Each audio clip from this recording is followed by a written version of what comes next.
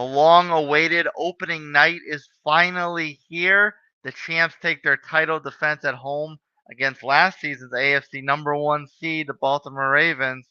Can Lamar Jackson get back into spoiling the show before Patrick and the Chiefs? Sunday Scaries with Bucks McGee starts right now.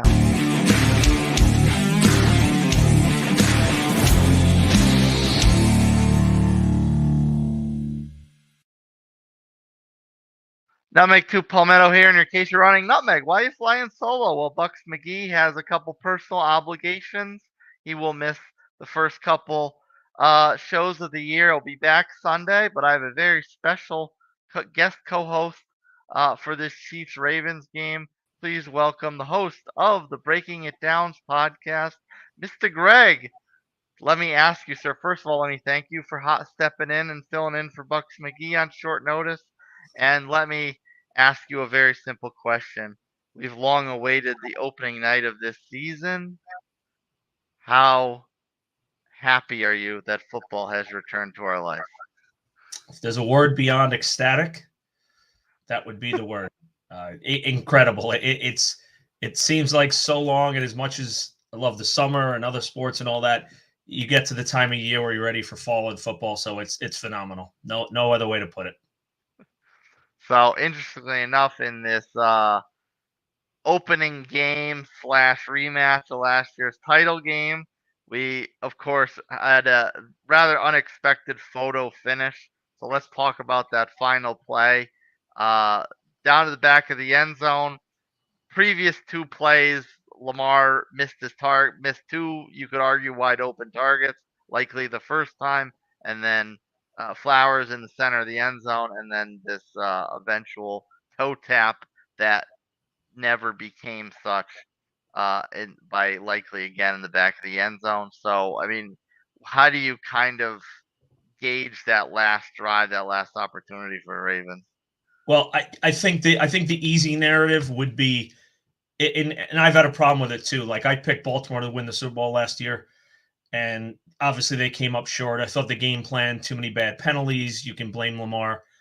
Yeah, we can talk about the couple plays he missed, but he was amazing tonight. I mean, the rushing alone, their line, they have 3 new linemen in. I think as the year goes on, as they gel together, he's going to get better.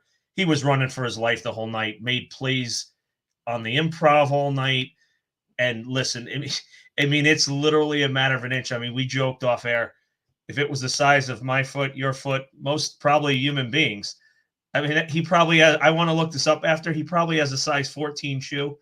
And that last inch was the only reason they're not, well, they look like they were going to go for 2. But the point is, Lamar was awesome. The game was awesome. I think both teams will get better. And I know the narrative, Pat meets Lamar again. I get it. I thought Lamar had a harder job than Pat did today because his line was definitely struggling for a lot of the game. They had penalties early. I thought it was an incredible game, incredible job, and both teams will get better as we go forward. But great start to the year. Yeah, let's touch on those Chiefs. Obviously the champions from last year, and Patrick did not have a great game. And so but this is a team last season that very much made a habit of being able to win in other ways besides Patrick coming out of the phone booth as Superman. So let's start with the defense. Obviously, that was a huge story last season. They lost Snead in the offseason despite re-inking Chris Jones to the extension he's been waiting for a long time. What did you think of this defense? Because, yeah, Lamar had 120 yards on the ground, but a good chunk of the early part of the game, they were kind of containing him. It was a bend but don't break kind of situation there. And it took likely a little while to get going. Andrews didn't do so much. Zay Flowers was kind of out there but covered. So, I mean, the stats are maybe a little deceiving as far as how well the Chiefs defense did in this one. Well, I think you touched on Chris Jones. I think Chris Jones was an immense factor in the game. Obviously, it goes without saying. When he caused that fumble early in the game, granted, Baltimore D held up, but that gave them the lead. It gave them a field goal. They were inside I believe it was inside the 15. And I think if you really look, especially early, what enabled the Chiefs to take that lead is the pressure they were causing was causing the penalties from the Baltimore line. So you had a lot of 2nd and 15, 2nd and 20, 3rd and 12. So they were getting them behind the sticks. So I think from that aspect, that's where the Chiefs D was really so influential. I mean, again, Lamar was almost no one person can guard him. His athleticism, his arm strength. So I think that D, especially in the first half, that's what gave them that lead. And it was all those negative play situations that the Ravens had, and that's attributable to Jones and the pressure they caused. So I actually think the Chiefs D did a great job considering. Overall based on tonight, how do, do you think they won't miss a step too much from their incredible run last season? You mean the Chiefs?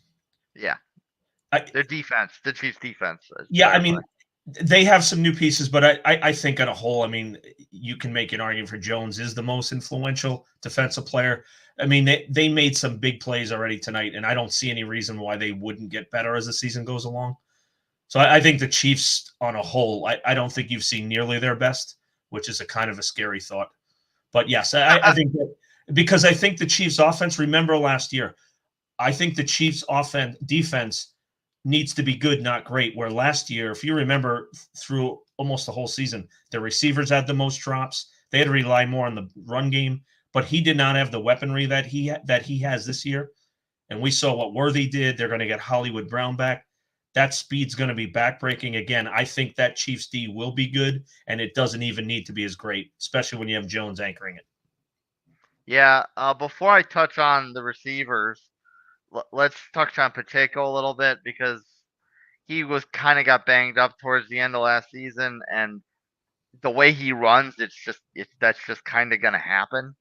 And on top of that, in this game, it was very by the time the game was over, whether you kind of look back on the game as a whole or just look at it statistically, he kind of had a very similar game to the way he was used last year, where he's kind of a little bit out and about, but mostly just running head down, pounding the football on the straight ahead. So, is this kind of going to be another recipe for disaster as far as burning out Pacheco as the season progresses? I mean, that is a problem because I think he is such a factor, and I think people realize it less. He runs with fury. I mean, every hit, it's 3 extra yards. And you remember the play tonight where he was basically tackled on top of two players, goes another 3 yards, gets that first down. You can make an argument if that doesn't happen, the Ravens may get the ball back with an extra minute. So he is huge, bigger than everyone realizes. I mean, I again, to my previous point, I don't think they will have to overuse him as much as they did last year because they have far more weapons in the passing game. We think of Mahomes and all that, but really their receivers, it was startling the amount of drops they had last year. They lost games because of it. So I don't think they're going to have to over rely on him. And P. Ryan, who came in, they just got him basically last week. He's excellent. They brought up in the broadcast, he can chip, he can block in the pass game, he can catch passes out of there. They need functionality out of the running back. That's not going to be their calling card. He's good enough that he kind of carried them for a bit last year. So I think they're in a better position to not overuse him this year. Very apropos segue there. You think you hosted your own podcast before? Once or twice. um, going to the shifting over to the receivers. Obviously, Grit. Yes, they won the Super Bowl last season, but if you had to pick a weakness out of the Chiefs last season, it was definitely the receiving core. Patrick had to kind of make wine out of water more times than not. You mentioned the drops. There was a very lack of reliability from the receiving core last season, and this season they kind of improved it a little bit. They bring in Hollywood Brown. Obviously, didn't play in this one. They draft this kid Xavier Worthy, who's just a speedster, might be the next Tyreek Hill, and and obviously then Kelsey's still there. Rasheed Rice had his issues in the off season, but he was back, had a big game. So Kelsey didn't show up too much in this one, but I'm sure that's just a matter of time before he gets back on the same page with Patrick. So, how does this receiving core after this opening game look like an improvement off of last season, especially with Xavier Worthy kind of coming onto the scene in a big way. Uh, it's what's crazy to me is I think this is by far the wide receiver core itself. I think it's the best it's ever been under Pat Mahomes. I mean, Worthy speed. He literally ran the fastest time at the combine ever. That's ever. I mean, that's not that's scary to think of that. I mean, he I saw him in Texas here. I mean, they couldn't guard him in college. Obviously, they couldn't do it tonight either. Rasheed Rice was a star in the making last year. Just the suspension issues lurking over him. But there's no doubt about it. When he's on the field, he can play. He's a top-notch receiver. And I think we've kind of forgot about Hollywood Brown. He's the same thing. He stretches the field as well. He's a game changer. So you give me those three guys together, the speed on the field. I honestly think it's the best ever had. And that's even accounting for I know he was great in the postseason, but Kelsey, I think if you kind of he wasn't his numbers slipped a bit last year, had some drops. Listen, he's getting older. He's not I think he's going to be 35, 36, still an excellent player, but I think their receiving core is so good right now when they're at full strength that they can take some of the pressure off Kelsey as well. So if they can't double team Kelsey and you have Worthy and these guys running down the field, that's a scary proposition for the rest of the league. They honestly may be a lot better, and I offensively I think they will be this year, which is crazy to think. I almost wonder after this one with the way Worthy played that Hollywood Brown may come back to the lineup and not have a starting spot on the field. Like he may have to fight for targets with if Worthy's going to play like this so quickly.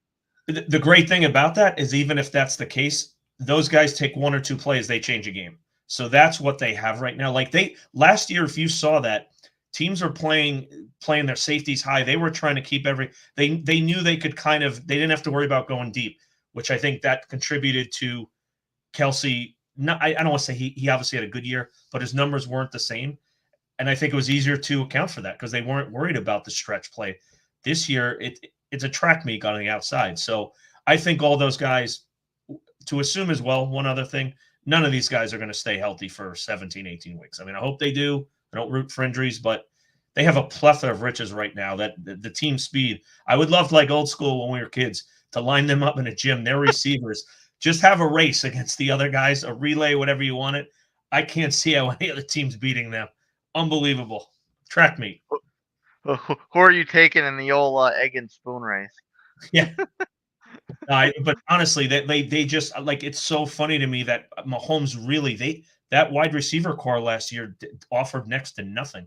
They had to change the way they played. That is a total different animal now.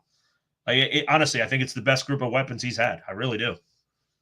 Do you think Worthy is going to be the number one like Tyreek was, or do you think Rice is still the number one in Arrowhead? No, if I had to say, I mean, if I had to put a target number, I'd say it'll be Rice because they also established a rapport last year, especially towards the end of the year. If you had put a number on them, I think Rice will be the one. And Worthy, if there's any detraction, I'm not going to say there is, but he's a very slender guy. He's light.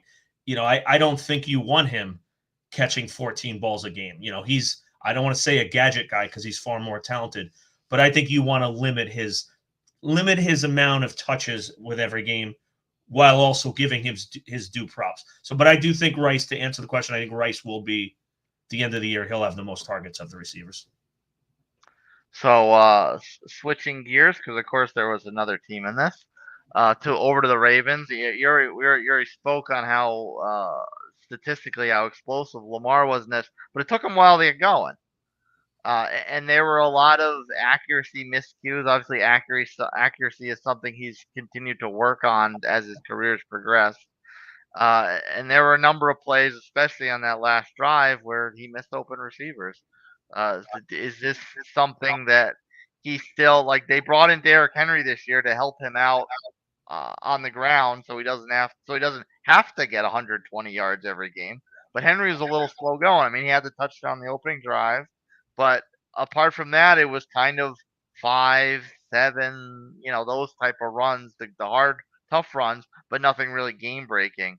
So, is this going to be too much on Lamar's shoulders? And then on top of that, this Henry experiment may not work out as far as giving him a break. See, I alluded to it earlier. I don't think this is on Lamar at all, nor Derrick Henry. It's on the line, and he had to get out of the pocket. So even a couple of the missed throw, the one where right in the end zone before Flowers was open, he's still moving 7 yards to the right. That's not an easy pass. I hardly saw any throws all night where he had a clean pocket. If there's going to be a problem with the passing game, I don't think it's going to be Lamar. I think it's going to be that. So I think Henry's going to cause a huge, because if they run some kind of option, they fake to Henry. You have to commit attention to that. They showed a couple plays early. I'm surprised they got away from it a little early, but again, I think it's the penalties. I think they get behind the sticks. But if you have to commit people to the box for Henry picking up 3 yards and then Jackson bootlegs the other way, that's nearly impossible to stop. So I'm for the Ravens' biggest concern for me is that offensive line. They have to play better. There's 3 new pieces. You would hope and expect it would. I think Lamar will be fine. He's in great shape. He made clutch plays, as we saw. And even the last one, listen, that's a matter of an inch. That's a game-tying, amazing touchdown. And don't forget the throw to Bateman as well to get them in position. Oh, yeah. They got the ball with, a minute and I'm forgetting how much time, but, 2 minutes, under 2 minutes, no timeouts. They went 90 yards. Well, 90 without that inch, but you get the point. I think Lamar, like I said, I think it may come down to him and Pat again. And does he make as many plays in Mahomes? Don't know that, but I wouldn't question him at this point at all. 89 yards and 7/8. But again, the other thing is that if he has to do this as many times he did tonight, then you're bringing the injury concern into play. So, it happened a number of times. He's missed. I wouldn't want him running 15 times a game as good as he is. Sooner or later along the way, that's going to be a problem. So I think it's on the line, the O-line to come together. That'll be the key. Yeah. Now, as far as Lamar's weapons are concerned, this is a similar but different situation to Patrick, because last season we already touched on his issue with the receivers was lack of reliability. With Lamar, they just have a curse of health. Like his running back room's never been healthy. His wide receivers he's really just never even had them. He's maybe had like one half decent receiver, but now he's got a little bit. Zay Flowers emerged last season. Isaiah Likely came out of freaking nowhere.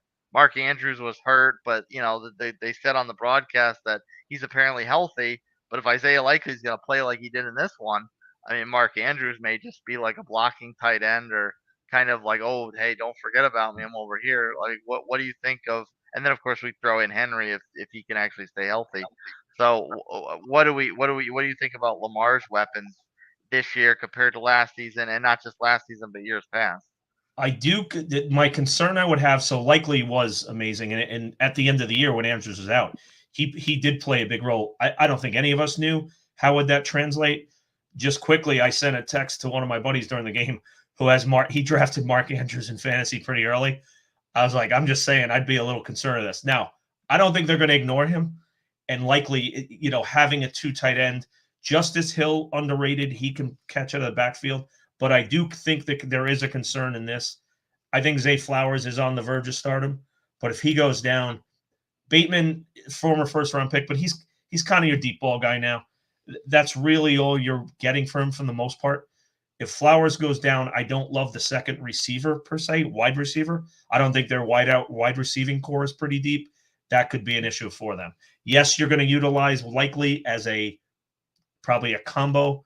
He's more of a receiving tight end, but I do still think that's an issue if Flowers is the only guy on the outside. That looked like a problem already to me tonight.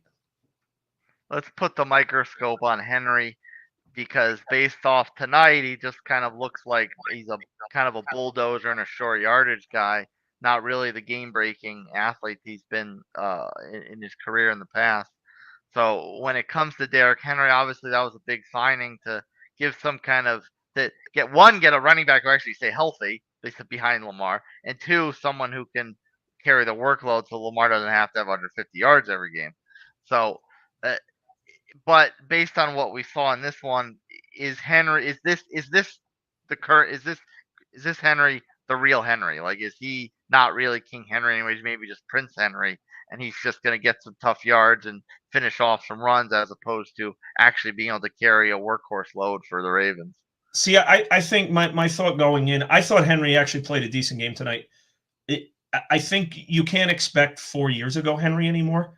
So I think that's like I've never considered that a possibility this year. He's not going to be the 1,800-yard guy. No, I don't see that. But he doesn't need to be. So if he plays an effective role, and I've harped this a million times, they got in situations. You're constantly 2nd and 15, 3rd and 12. That's not his strength. Even in his heyday, it was not. So I think Henry was a great addition. They don't need him to be a superstar. They need him to get those short yards, to commit attention in the box, which he will do. He punched in that first touchdown. I think they need a good Derrick Henry, not a superstar, and I think he still has enough in the tank to give them that. So I'm buying the Henry stuff, but no, it's not Henry from 3 years ago, and I don't think the Ravens thought that either. But it gives them a presence up front that can dictate to defenses. It's going to cause problems for defenses, put it that way. And of course, one thing that the Ravens historically have always hung their hat on is their defense. This one, they kind of pop it in the comment, gang, real quick. Hello, Vanessa Kitty. Thanks for hopping on and watching.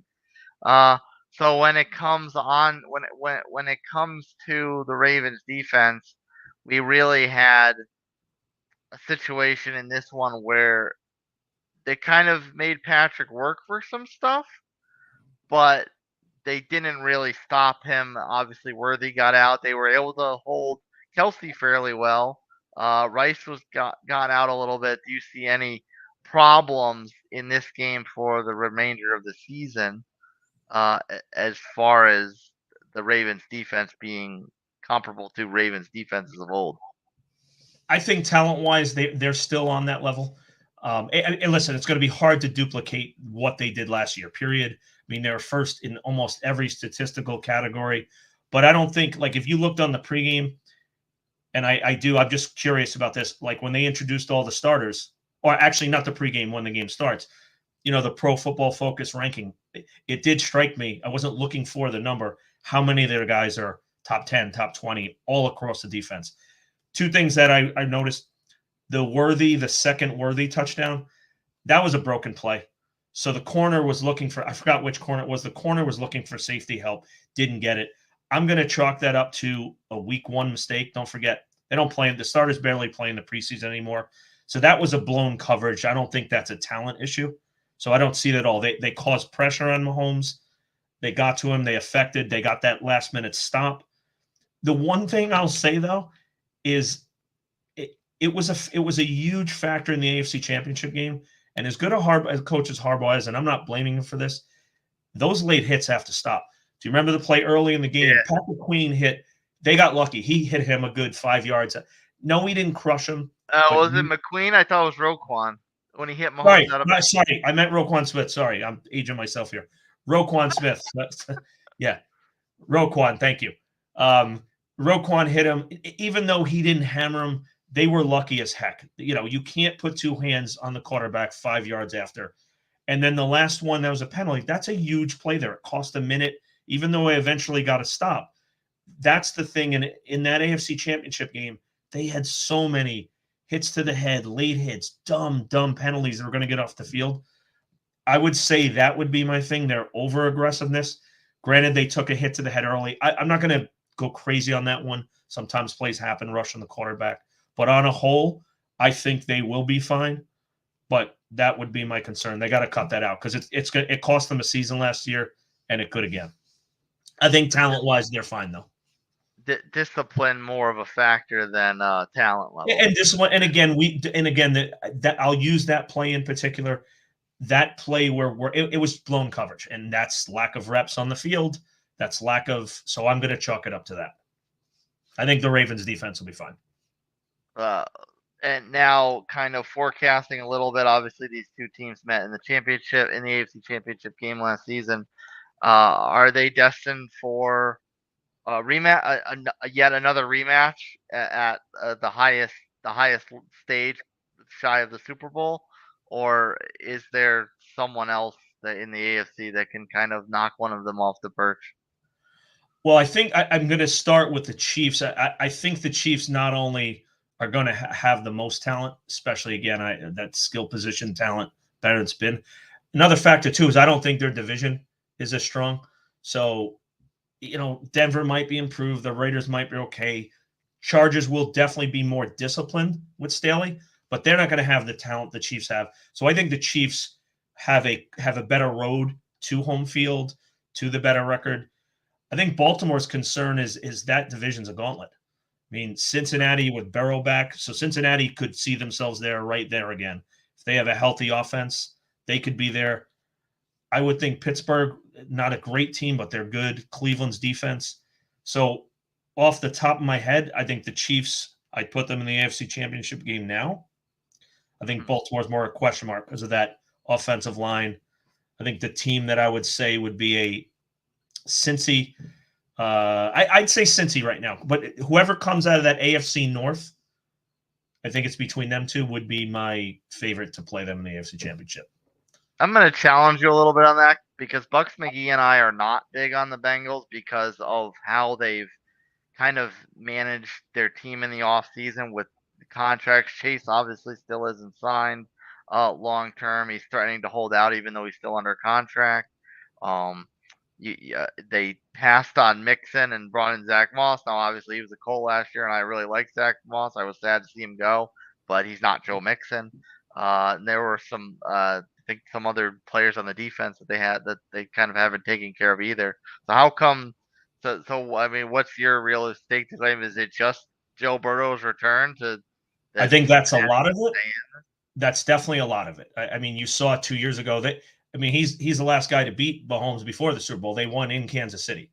So that is a huge factor. Don't forget, Chase wasn't healthy for a good – not saying he's definitely going to be this year. But something you touched on is I think they're actually going to be better at the running back position this year. I like Moss, what he does. I think the kid Chase Brown, if you watched him later in the year, he has a burst to him. So I think that combination, I think when you look at the end of the year, I still like Mixon. I'm not saying he's terrible. I think that combination of the two, you're actually going to get more overall production out of the running back position than you got just out of Mixon last year. So I think that offense with Burrow is good enough to carry a team that far. And the defense has pass rushers. They're adept. The Bengals would be my team. Let's look ahead for a moment here because Bucks McGee will be not back till Sunday. So if you're interested in filling in Friday night after the Sao Paulo game, please come back on the show. So absolutely, I will not be in Brazil, so that won't be a problem. Yeah, what do you think about this game? These are two teams, the Eagles with a very deflating loss last season. With obviously all the talent they had coming off the Super Bowl, the Super Bowl loss the previous season.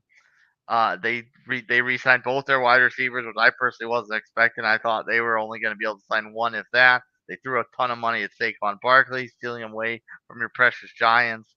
So, and then they go into this Packers team against this Packers team. Now, I think Bucks McGee, I think was a little more higher on them as the season went along. I kind of thought they were a year ahead of schedule with how they finished last season, getting into the playoffs and even winning a game. So, what's your kind of forecast going into this Sao Paulo game? For anyone out there who doesn't know, I despise the Eagles as a Giants fan, so it was hard for me to be objective. But I will try here. So I do think the Eagles are a mixed bag to me going in. Listen, no matter what you say, Barkley's a huge addition for the Eagles. I mean, there's no doubt about it. I try to remind people who are anti-Barkley, the Giants have had one of the worst offensive lines the last 5 years. I know the Eagles lost them. They lost Kelsey. They lost some pieces. But if they have only 5 years? Don't get me started. But on a serious note, picture if you're a defense playing the Giants the last number of years. Basically, the only guy you're really concerned about, especially post Beckham, was Barkley. So, I mean, you're catering everything to your defense. The Eagles, you can't do that. I mean, you had AJ Brown, Devontae Smith, and I love the move they got getting Jahan Dotson as their third receiver. That kid can play. I mean, at Penn State, his first year at Washington, so they have a ton of weaponry. I think they helped the secondary a bit, no doubt about it. That was a huge issue. But I do worry not worry, this makes me happy. What am I kidding? But analyzing them on a whole, are they like the paper tiger? There was a year back, call it 8-10 years ago, where like Philly won the offseason Super Bowl. They had all these big free agent signings. They're the biggest bust. I still don't think they've lost people on the front line, including Kelsey. That tush push, how many first downs did they get over the last couple of years with that? It pretty much was unguardable. He's gone. That line wasn't great even with him the end of last year. They've lost pass rushers. I think you're going to see moments out of them where they're electric as heck. They're going to excite you. If you have them on your fantasy team. But I think on a whole, there are big question marks there. As far as Green Bay, I was with you. They were, I thought, a year ahead. I do think they're built better for the long haul right now. So I think Green Bay's. But tomorrow, first game out, I hate to say it, I'd lean the Eagles tomorrow. I think that firepower, week one, going to be hard to stop them. I hope. I think this is a very good game. I don't know if I'll watch it because I just realized I don't have Peacock. But I'm like, wait a minute. I used to have. Anyway, I'll find a way to watch it. But I do think it's a very good game. I would give the Eagles an edge with that firepower over the course of the season. I'd actually take the Packers to be the better team, if that makes sense. That says something because the Packers were hanging their hats on their defense last season as a strength.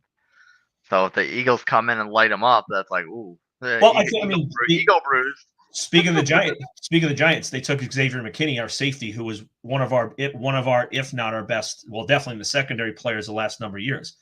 He's going to help them. There's no doubt about it. But again, it's week one, new pieces. Do they gel together? That's where I'm going. Like where Baltimore with a cohesive unit miss coverages because they're rusty.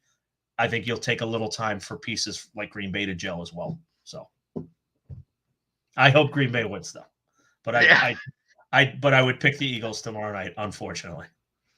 Yeah. Well, I got them in a little parlay with the Chiefs in this one. So you took the Eagles?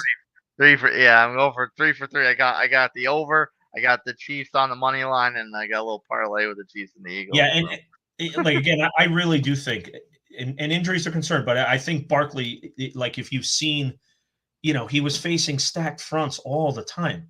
It's different on the Eagles. There's weapons all over the place, so that you can't zero in on him. I think for him, you're going to see a rejuvenation, and I think that's a factor. Well, Greg, host of the Breaking It Down podcast, thank you so much for filling in for Bucks McGee on short notice. I will see you again after this Philly Eagles Brazil game, and Bucks McGee, of course, will be back on Sunday as per normal. So, Greg, Breaking It Down, give us your final thoughts on opening night, Chiefs Ravens, sir. Take us off air. Amazing game to start the season. I think the parity in the NFL talent level, you're going to see more of those games. But if we focus on them, the Eagles, Green Bay, we're missing the big picture, and that's the G-Men return to glory. We're being underrated. I think this is a prime spot to pull a miracle out. You heard it here first. G-Men may make the playoffs this year.